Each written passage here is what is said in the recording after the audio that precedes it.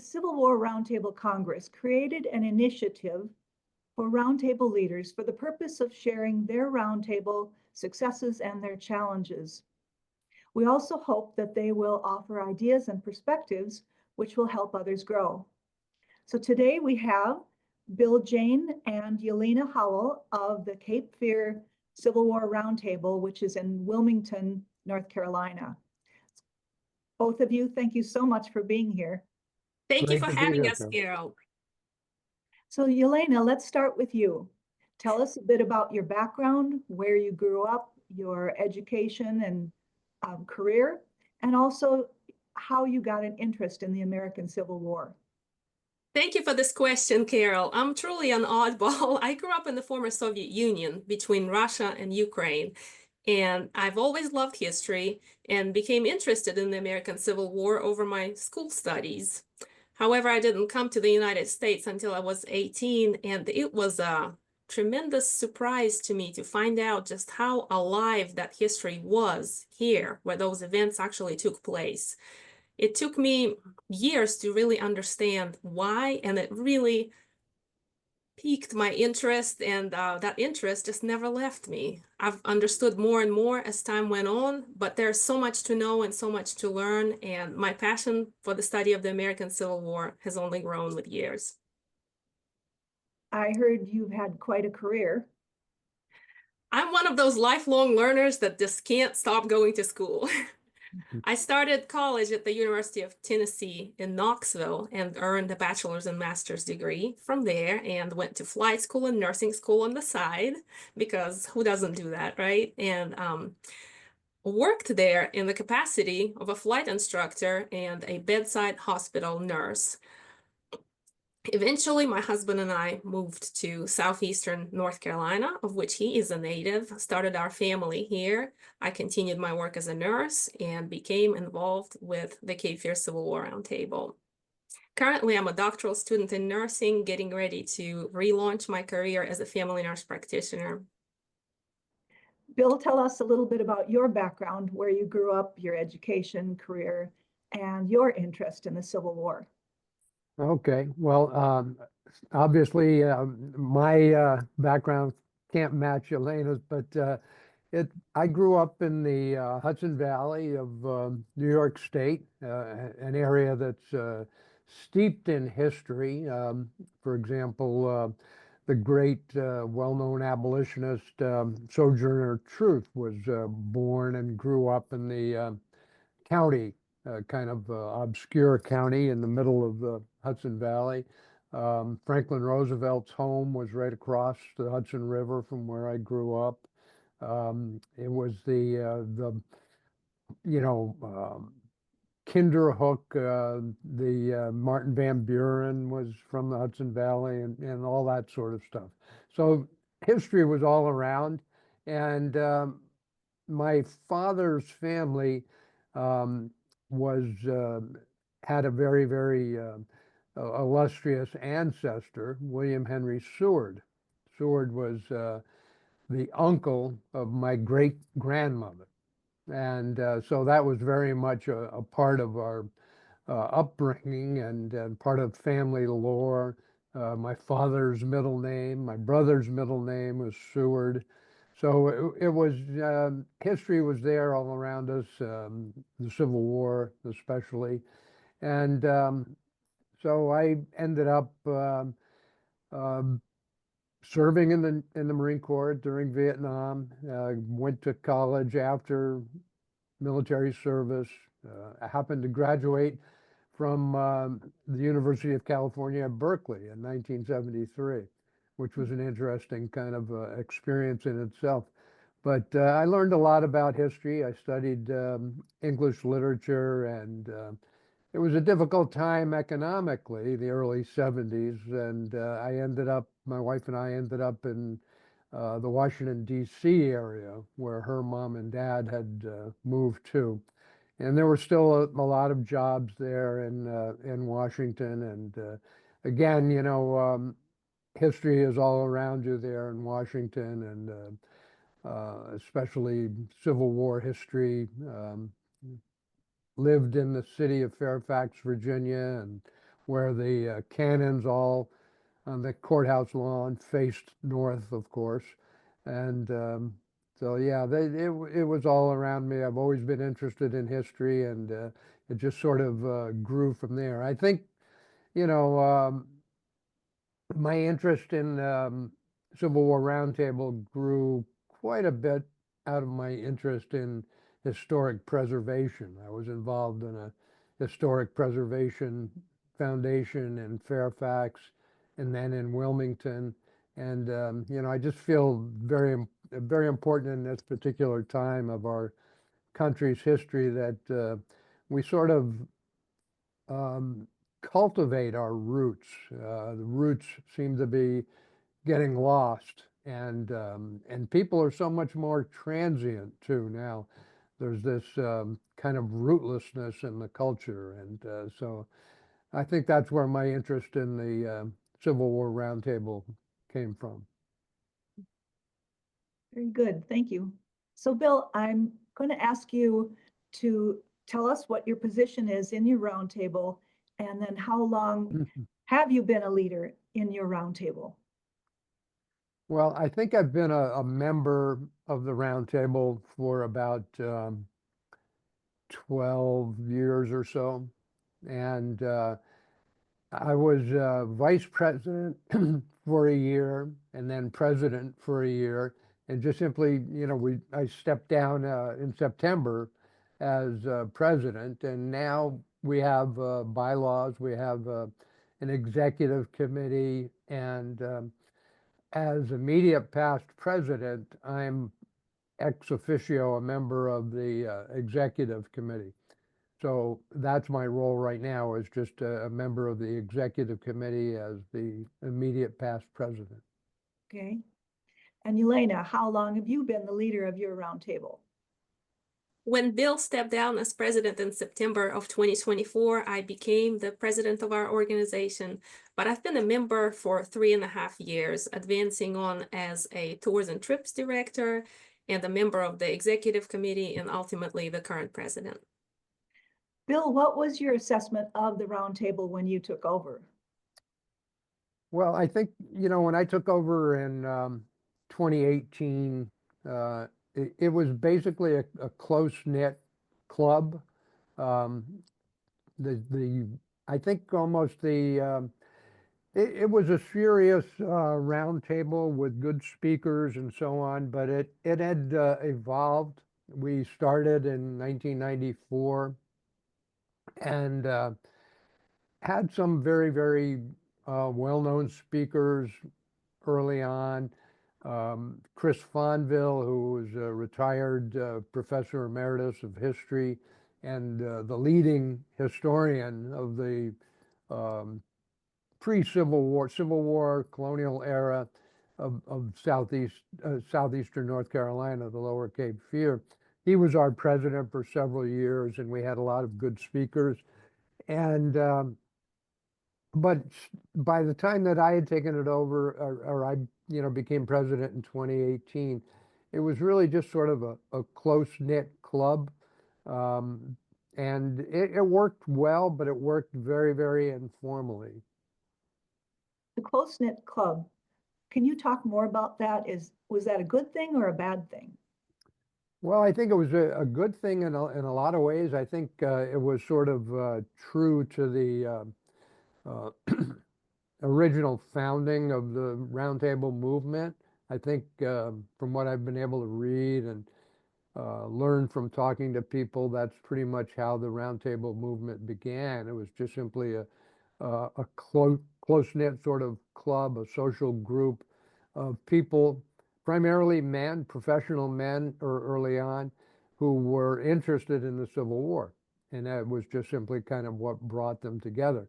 It could have been a club that was based on uh, being fans of a sports team or whatever, but the club was an important part of the Roundtable movement at the beginning, and I think it remains still an important part of the Roundtable movement. I think a healthy Roundtable still functions to some degree as a club. People that are interested in They happen to have an interest in a particular topic, but they enjoy each other's company and they enjoy getting out and so forth. But the weakness of an organization, a roundtable that is only a club, is that it it's more difficult for it to withstand the challenges of time, changing times, people growing older, people moving away, all that sort of thing. That makes sense. Thank you. Yelena, was your assessment of the roundtable when you took over? I agree with Bill's assessment and observations, and our club's camaraderie, I believe, is one of our strengths. As a professional nurse, I know firsthand how important connection and civic engagement are to our mental and physical health. And so this is a strength that we will continue to leverage for the benefit of our existing and new members. The depth of expertise and the various interests among our members form such a rich base to which we can invite newcomers and continue to welcome those who continue to be our members year after year. Bill, when you took over, what did you do initially? And was there any resistance to what you were proposing? How did you handle that? Carol, it wasn't so much any changes that took place as my initiative at the beginning in 2018, but we did make we had to make several changes over time because we were hit with several very significant challenges right away. And one of them here in the Wilmington area, the Lower Cape Fear, was Hurricane Florence. We had just changed our meeting place. We had been in the same meeting place, a church hall, for probably about 10 or 12 years. But the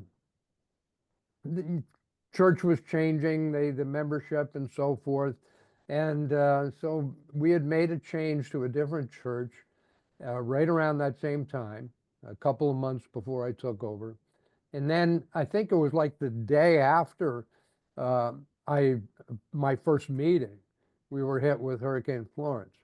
And Hurricane Florence down here, you know, it's hard for people to visualize, but we almost became an island.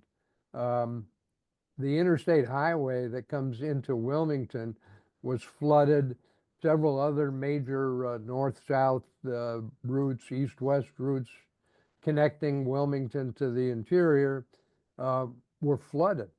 There was this famous picture of after the flood waters receded on the interstate highway, hundreds of dead fish all over the highway. Big fish, you know, like ocean-going fish, and so it was hard. And thankfully, you know, we didn't have tremendous wind damage and stuff like that, but a lot of people's homes had been damaged, and our church, the meeting rooms were given over to helping homeless people and giving them shelter. So we had to move within the church from, you know, one of the classrooms up, and we even met one time in their gathering area. So that was a big change, and right away we had to respond to that. And then came COVID after that. We had to try to develop the capacity to broadcast our meetings virtually somehow, which we had no expertise to enable us to do that, no experience whatsoever. So those challenges really hit our roundtable very hard. And then, of course, you know, in 2020, I think all the iconoclastic craziness of 2020 with destruction of monuments and that kind of thing hit, I think, all the roundtables pretty hard. It hit ours very hard. So it wasn't so much that I was making changes on my own initiative as the incoming president. I was reacting to the challenges that we were faced with. With all of those challenges that you had, did you lose members? We did. We lost members, and moreover, I think a lot of people that um, started to stay home, even if they kept up their membership. And our attendance was going down as well as the membership going down. So I think our membership has gone up and down over time, I think, but from somewhere in the range of 80 to 100 members, we went down to a range of 40 to 50 members. Okay. So yeah, it was a big challenge. Yelena, you haven't been president for very long, but do you have plans that you want to implement? And do you think? Absolutely. Yeah. What I'm are? I'm thankful that our membership, Carol, has gone back up and we're close to 100 members again. Bill has steered our organization through very challenging times locally and nationally.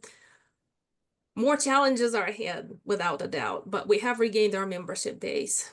Retention remains a concern of ours that we will continue to follow closely. In some ways, it's a natural process with community organizations as parts of our membership base age, folks move, other things happen, priorities shift. So we will focus also on member acquisition. Publicity will help us attract new members while addressing any concerns that we can change individually with members who we care to retain will help us to hold on to our good folks who have been with us for a long time. So, Bill, what has been your most shining, valuable moment or accomplishment that you've had?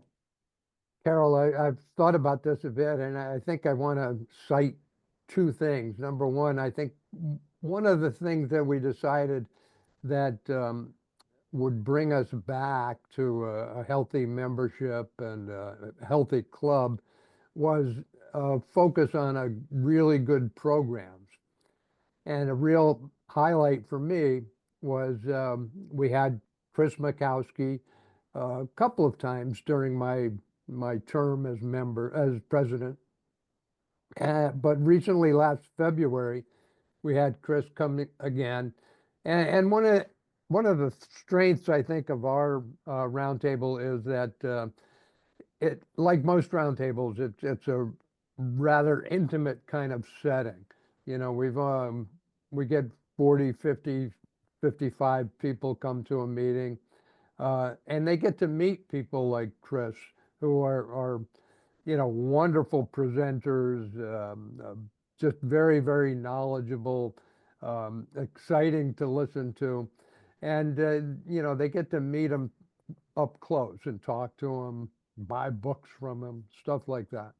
And so I invited several people, especially to come and listen to Chris. And we had our preeminent historians here locally, Chris Vonville and Angie Zombeck, professor of history at UNCW, and Ted Savas and Sam Hood came up from Myrtle Beach.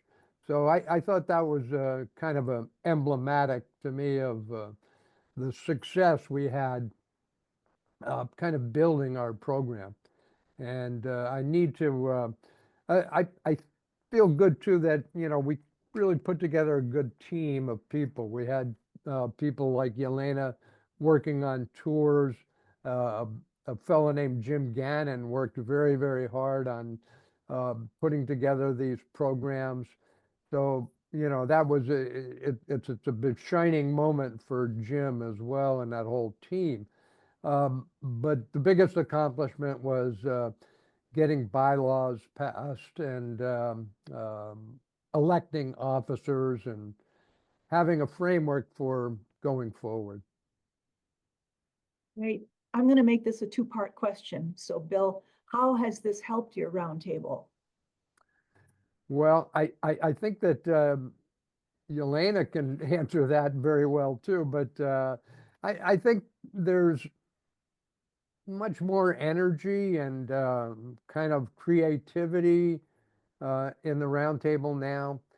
There's not this kind of a stagnation that can happen where people, everybody, they sit back and they say, well, Bill is doing a great job. Jim McGannon's doing a great job. Elena's doing a great job. We don't need to do anything. So after a while, it stagnates. And so now I think with Yelena's energy and ability, creativity, we've got a lot more focus on the future and energy going forward. We don't have a tendency so much anymore to just simply sit back and let things flow on the way they always have, which can become a recipe for disaster.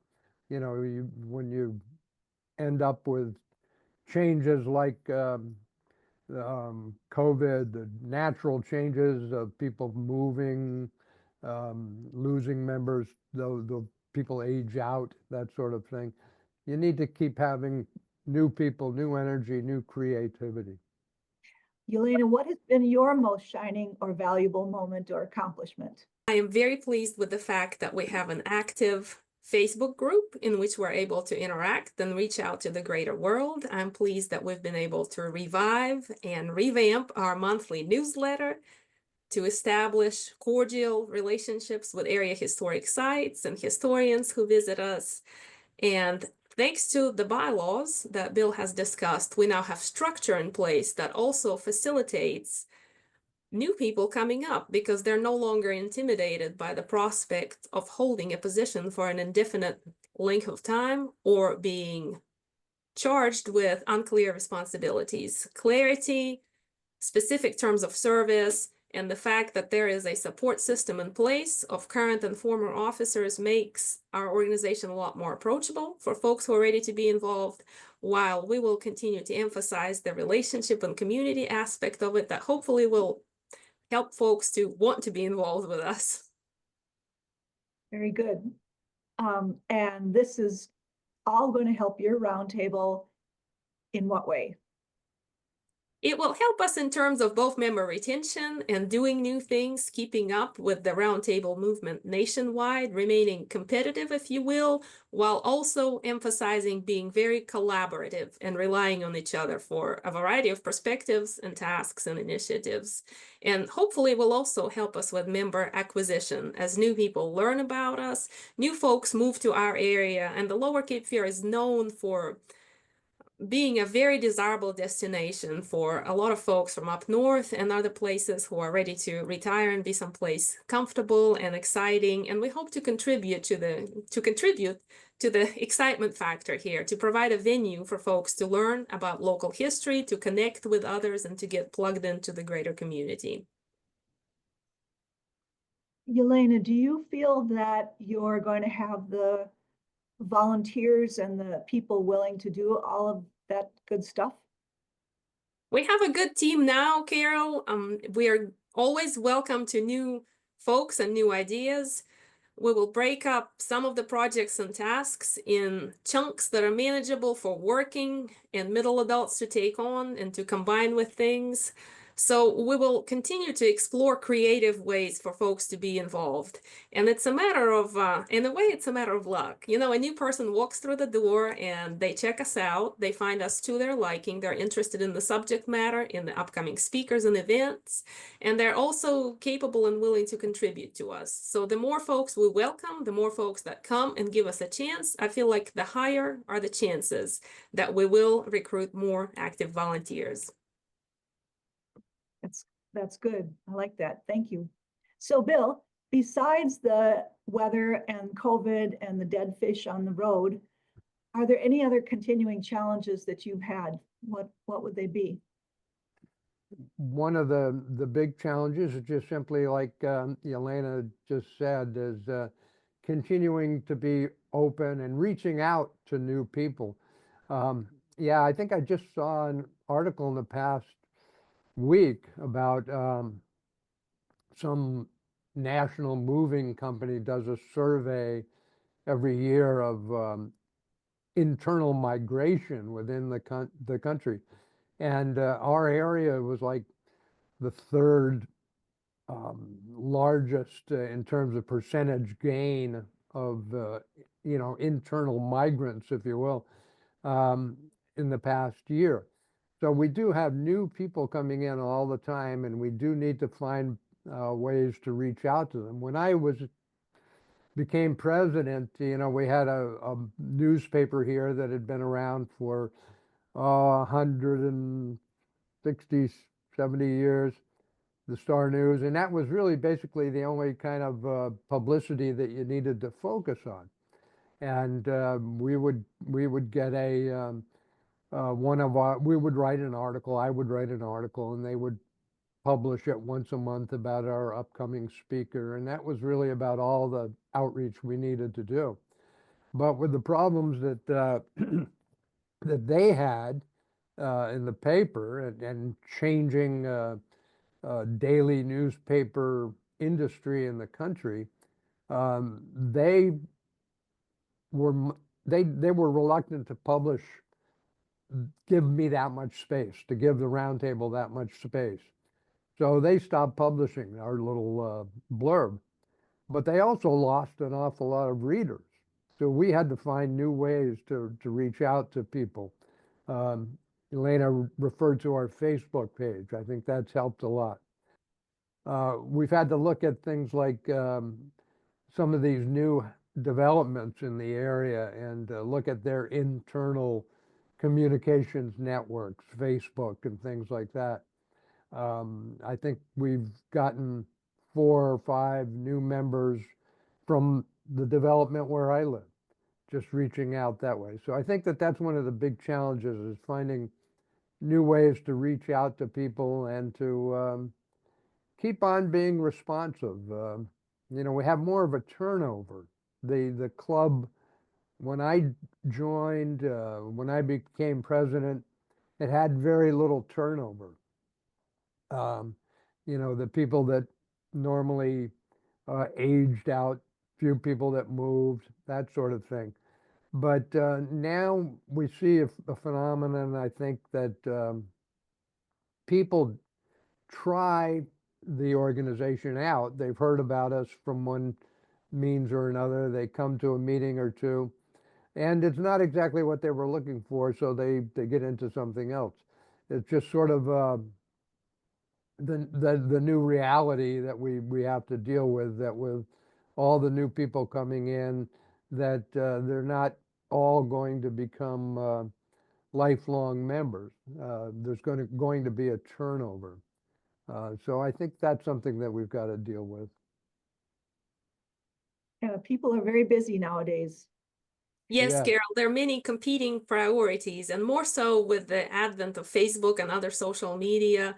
Past COVID, there was this urge for everybody to be social again and to become engaged in society, re-engaged, if you will. So there's a lot of competition for spare time, which is sparse for middle adults, for younger adults, and for older adults in different ways due to different demands. So part of it is just natural in a sea of options and the many demands we face.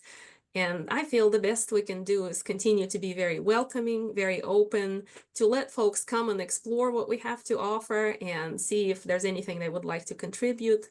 We're grateful to have them. If they would like to stay, we would love to have them. If not, please spread good word about us. Go and enjoy your life as suits your preferences and schedule. Think well of us and return anytime. We have to maintain a policy of openness and good publicity. Well said. Thank you. Bill, is there someone in your sphere who's been a mentor or an inspiration to you, and in what way? Well, I think that I'd like to name a couple of our members, of our people who have been mentors, inspirations, if you will. One is Chris Fonville, and Chris is really, really dedicated to this area. As I said, he's the preeminent historian of the Lower Cape Fear, especially the period from the Civil War and earlier. And but Chris is he's open to change. He's not the sort of person who is rooted in the past, and in that sense that we can never change the view we've had of history. New things come about, new things come.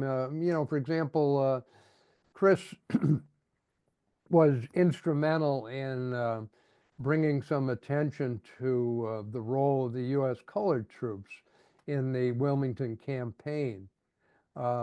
We have a art museum here locally, and it actually was built on the site of a Civil War engagement after the fall of Fort Fisher in January 15th, 1865. Union troops slowly moved up this peninsula, a very narrow peninsula between the Cape Fear River and the Atlantic Ocean, and came up against a very, very strong Confederate defensive line that stymied further progress on that front. The Union Army and fleet was strong enough, they were able to simply jump across the river onto the western side and in effect outflank that strong defensive position. But they continued to move up the peninsula and had an engagement on the grounds of what is today a art museum. And local lore had said that, well, there was some sort of an engagement here. Chris checked it out. He talked to people. He went on the grounds, and he found the remnants of the old Confederate line that had been put up there at this, what he gave it a name. The engagement never had a name, Forks Road. And today there's a very, very moving statue there called Boundless, representing the role of the U.S. colored troops in that Union movement up the peninsula to the city of Wilmington, the port of Wilmington.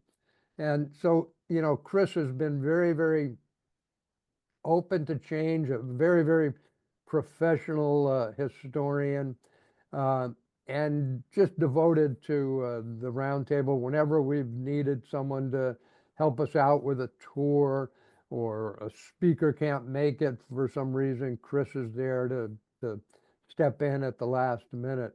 And I also want to mention a friend of mine that, the roundtable would kind of focus on. We've talked about, the club aspect, if you will, and a very, very kind of inspirational friend that I've gotten to know because of the roundtable, and that's a gentleman named Bruce Patterson. And Bruce is 94 years old and still very, very active, retired U.S. Army colonel. Bruce joined the Army as an enlisted man in 1948, went to officer candidate school, had an illustrious career in the Army, and is just devoted to military history and kind of the camaraderie of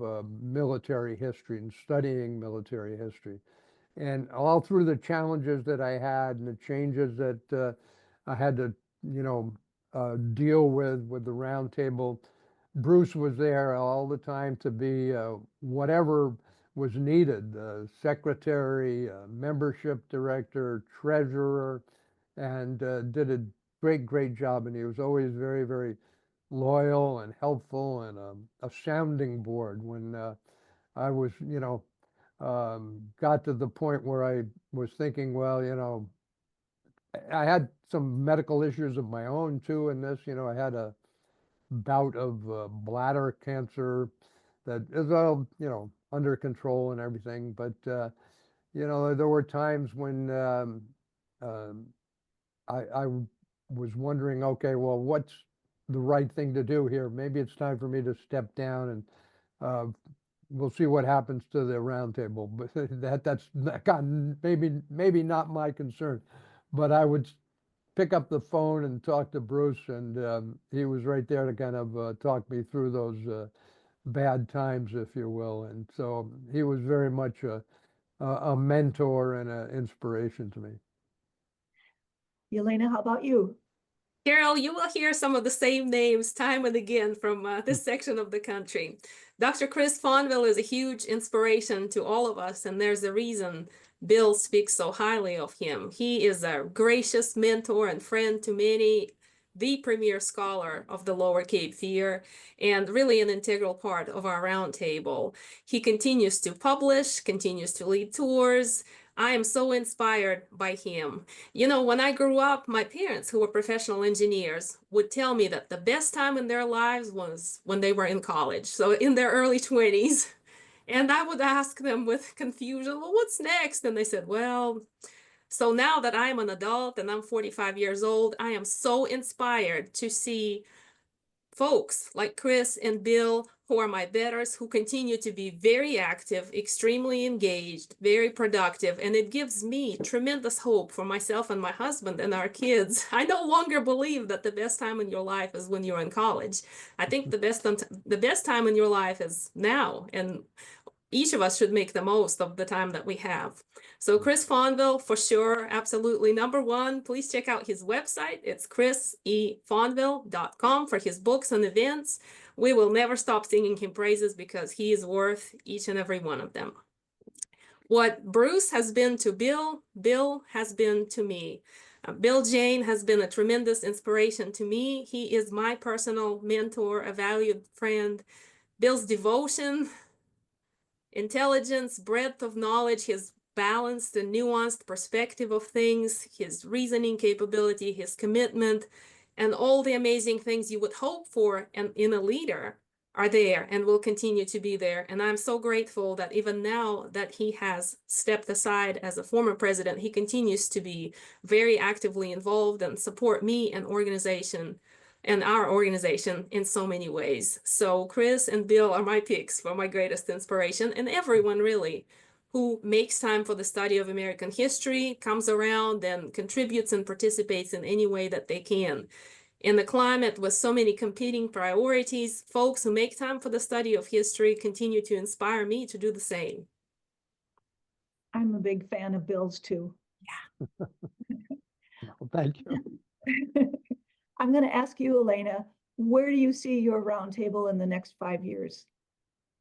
Carol, I see us as a very healthy and vibrant organization that will continue to support and do our best to retain our old members and continue to attract and engage new ones to both come check us out and spread the good word about us, and also to come and stay if we are what they're looking for in their civic life. So I see healthy growth. I see community engagement as we continue to interact with fellow historic organizations and local entities. And I see us as a social and intellectual resource to the many newcomers to our area. Bill, will your roundtable consider becoming a sister roundtable? Well, yeah, I'm sure we will, and I'm not quite sure. We already have a very good, I think, productive, mutually supportive relationship with Brunswick Civil War Roundtable, which is very close to us, and so we haven't really formalized it in any way, but we share. And Yelena can talk about this in more depth than me, but we share information about our upcoming meetings to each other's in newsletters, Facebook, that sort of stuff. Tours, most of our tours that Brunswick sponsors or we sponsor, they're open to members of the other roundtable. they're the closest to us, and that relationship is kind of natural. And I think it's pretty healthy and mutually productive now. And you know, I think I'll turn it over to Yelena about going forward. I agree with Bill in that we greatly appreciate our ongoing relationship with the Brunswick Civil War Roundtable. It is, as you know, Carol, the biggest roundtable in the country. So our organization cannot exactly copy all of their practices, but we are very inspired by them and very thankful for the support of their president, John Butler, their tours and trips coordinator, John Walsh, Tom Kehoe, their financial whiz, and all the other wonderful experts and friends we have there. It's great to have this supportive relationship nearby and to have these additional resources to turn to. As far as becoming a sister roundtable to other roundtables in the country, we're always open to engagement online, in person. We welcome anybody to come to our meetings, to join us online. And in fact, we have some joint projects coming up this winter when Dr. Angela Zombek and Becky Sawyer of the Fort Fisher State Historic Site will be interviewed by is it Cleveland Roundtable, Bill? No, I think it's the Bucks County, That's Pennsylvania right. roundtable near Philadelphia. You are exactly right. So we are engaging with other roundtables, and we are open to informal and formal relationships of every sort as time goes on. Is your roundtable considering doing the sustainability challenge that the Congress provides? We're not quite there yet, Carol. We're focusing on internal optimization, if you will, and acquiring more active volunteers, having folks move into those key supportive roles so that Bill and I can share those responsibilities with others. So as time goes on, we will certainly consider that. We're not there yet, however. We don't want to overextend ourselves. So for now, we're going to focus on healthy growth and sustainability for us. And from there, we will interact with the greater community. Bill, do you have anything to add to that? Well, I would say not so much specifically about the sustainability challenge, but I think that the Civil War Roundtable Congress has been a great resource to us, to me. You know, I attended your sustainability um, meeting in Gettysburg in 2023, and that really um, not only gave me a lot of tools, but inspired me to move forward with really getting some bylaws written up and passed, and to put um, the, the the Cape Fear Civil War Roundtable on a good footing. I think, you know, I think one of your questions might have been, what was my greatest accomplishment going? And I think, you know, really, uh, I talked about passing bylaws, getting officers elected, but it's more than that. You know, really what it is that having a good, healthy, active roundtable going forward with optimism for the future and energy, and that was really what I wanted to do. I did not want to, you know, turn over the reins and go off into that good night somewhere and never be seen again. I wanted to do everything I could to help the new leadership of the roundtable succeed and to see them active, to see the roundtable growing and active. And I feel like we're on that path, and you know, I really feel good about that. For sure. So do either of you have anything more that you'd like to share with us? Carol, we are so thankful for this opportunity to speak with you and to connect with the greater world out there via this interview. We welcome anybody and everybody on our Facebook page and at our website, CapeFearCivilWarRoundtable.org. If you just put our name in the Google search, it will come right up for the Cape Fear Civil War Roundtable online and on Facebook. And we would love to connect with you. All right. And Bill, anything from you? That sounds great. I'll leave the last words to Yelena. Well, I have really enjoyed your positive energy. You guys are just going somewhere. Well, I thank you so much for joining us, and I appreciate your input and your suggestions. Thank you so much, Thank you, Carol. We Carol. look forward to keeping in touch with you. Great.